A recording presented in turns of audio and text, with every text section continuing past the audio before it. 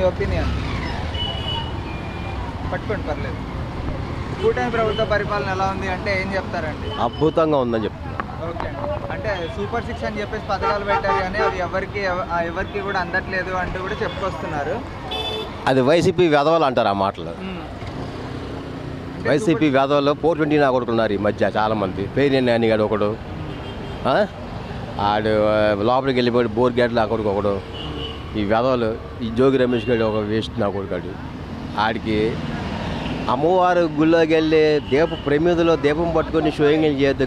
చేతి మీద కాల్చుకొని చేయరా నువ్వు. నీ ప్రమాణం ఏంటో జనాలకు అర్థం అవుతుంది. పిచ్చి నా కొడక ఏం చేస్తున్నారు మీరు? అధికారం అడ్డం పెట్టుకొని ఎన్ని వాగులు వాగారా మీరు, చెత్త నా కొడకలారా. ఇంకా మారేంట్రా మీరు?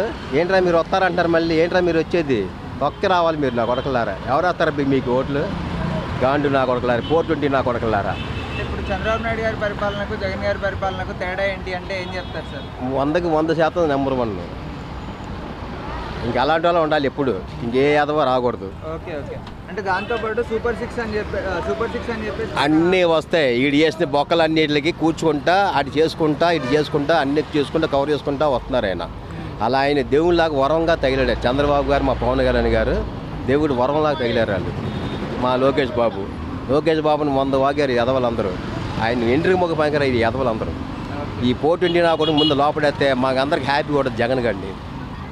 మెగాడిఎస్సీ పేరుతో కూడా నిరుద్యోగులకు అందరికీ ఉద్యోగాలు ఇచ్చామంటూ కూడా చెప్పుకొస్తున్నారు కదా. ఇస్తున్నారు అన్నీ. అప్పుడే ఎలాగైపోతాయి? నువ్వు చేసిన పనులు ఎలాంటి పనులు చేస్తావు నువ్వు? 5 సంవత్సరాలు సర్వనాశనం చేస్తారు రాష్ట్రాన్ని. మళ్ళీ నీకు ఎవడైనా బుద్ధున్నవాడు నీకు ఓటు వేస్తారా? నీ 420 కూడా వేస్తారు నీకు. దగ్గర పెట్టుకోండి మైక్ పర్లేదు. మీ 420 కాళ్ళే మీకు ఓట్లు వేస్తారు తప్ప బయట పబ్లిక్ ఒక ఆళ్ళు కానీ ఒక ఇది కానీ వేరు. మీ 420లో మీ దగ్గర తిన్నవారు ఉన్నారు కదా, వాళ్ళు వేస్తారు. ఆ రోజా సార్ అర్థం కావట్లా. దాన్ని అర్జెంట్ లోపల అయిపోతే చాలా ఇబ్బంది దానితో.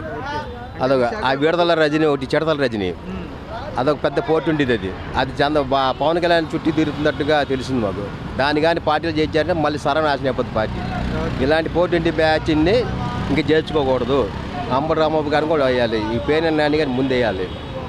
అది విశాఖకు గూగుల్ కంపెనీని కూడా తీసుకొని వస్తామని. అన్నీ వస్తాయి, అన్నీ ఎమ్మటే అయిపోవు.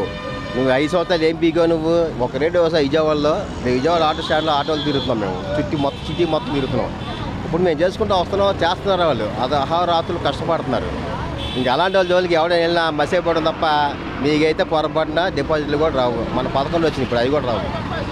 పెట్టుబడులు తీసుకొని వచ్చామంటే కూడా టీడీపీ చెప్తా ఉంది. తీసుకొస్తున్నారు అర్థమే. అది తీసుకొస్తున్నారు. నీలాంటి చేయాలకి తెలియాలని రూల్ ఏం లేదా? జనాలు చూస్తున్నారు అన్నీ. ఆ వయసులో ఆయన దేవుళ్ళలాగా వచ్చాడు ఇప్పుడు ప్రజల్లో. చంద్రబాబు గారు ఒకప్పుడు వేరు, ఇప్పుడు చాలా మారారు ఆయన. అందులో మా నాయుడు గారు, పవన్ కళ్యాణ్ గారు నెంబర్ 1 పరిపాలన. లోకేష్ బాబు అంటే చాలా ఉత్తముడు, చాలా చక్కగా చేసుకుంటూ వస్తున్నాడు. ఎవరు వెళ్ళినా కూడా మంచి స్పందన ఇచ్చి చాలా బాగా చేసుకుంటున్నాడు. నారా లోకేష్ గారు గతంలో ఎలా ఉన్నారు, అధికారం వచ్చిన తర్వాత ఎలా ఉన్నారు అంటే ఏం చెప్తారు? గతంలో కూడా బాగున్నాడు, ఇప్పుడు ఇంకా బాగా చేంజ్ అయ్యాడు.